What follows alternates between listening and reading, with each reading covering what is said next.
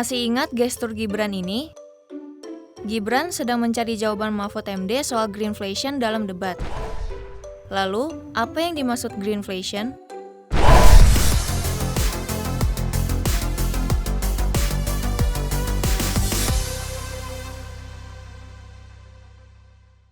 Merujuk pada beberapa sumber resmi, greenflation berasal dari dua kata, yakni green dan inflation. Jadi, greenflation merupakan kondisi adanya kenaikan harga barang dan jasa akibat mahalnya biaya energi. Greenflation terjadi pasca transisi penggunaan energi fosil ke energi baru dan terbarukan. Namun, sebelum jauh membahas greenflation, kita harus tahu secara runut kenapa greenflation bisa terjadi. Greenflation atau inflasi hijau menjadi ekses dari ketakutan masyarakat Eropa dan dunia atas fenomena pemanasan global atau global warming. Sebagian besar sepakat, global warming diakibatkan penggunaan energi fosil yang mengganggu ekologi dan mengikis lapisan ozon bumi.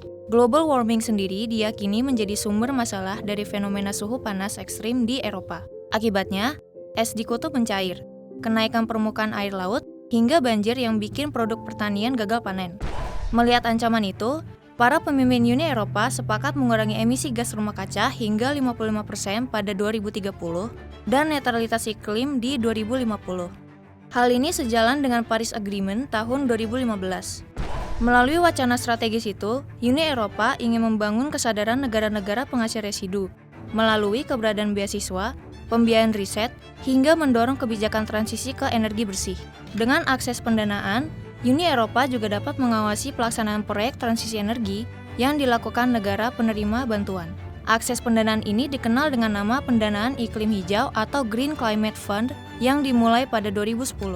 Pada 2014, negara-negara maju kembali menambah komitmennya dalam penyiapan dana 10,3 miliar dolar dengan porsi terbesar dari Uni Eropa sebanyak 4,7 miliar dolar.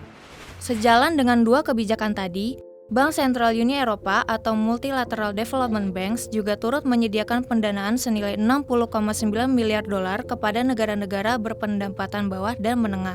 Indonesia sendiri diketahui menjadi salah satu negara penerima pendanaan iklim dengan total 3 miliar dolar. Dana itu terdiri dari Climate Investment Fund senilai 500 juta dolar hingga Just Energy Transition Partnership sebanyak 2, miliar dolar. Sebagai penerima donor dan akses pendanaan, tentu saja Indonesia diharuskan mengurangi pembangkit listrik berbahan baku energi fosil ke energi ramah lingkungan, sesuai dengan Peraturan Menteri ESDM Nomor 4 Tahun 2020. Dalam belait ini diatur soal penggunaan pembangkit listrik tenaga air, angin, laut, hingga panas bumi.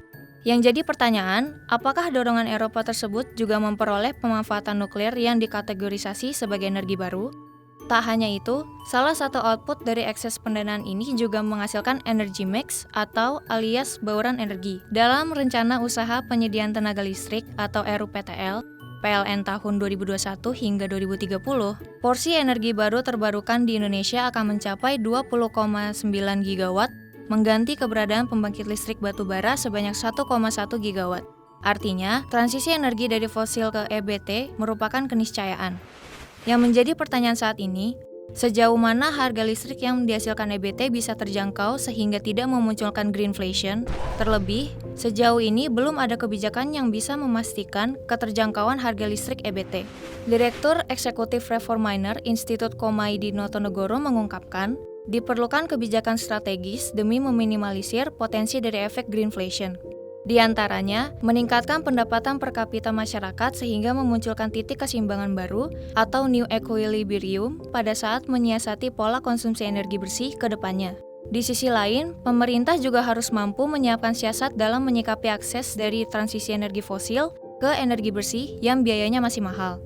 Apakah biaya energi bersih harus ditanggung masyarakat atau dibebankan kepada negara melalui subsidi yang diberikan ke PLN? Padahal, sejak 2004, PLN masih harus menanggung beban besar dari program 35.000 MW dan skema Take or Pay. Skema Take or Pay mewajibkan pembeli untuk tetap membayar biaya energi meski tidak menggunakan pasokan energi dari pembangkit swasta. Berdasarkan laporan keuangan per 30 September 2023, utang PLN tercatat sudah mencapai Rp647,74 triliun. Rinciannya, Rp484,5 triliun merupakan liabilitas jangka panjang dan Rp163,24 triliun jangka pendek.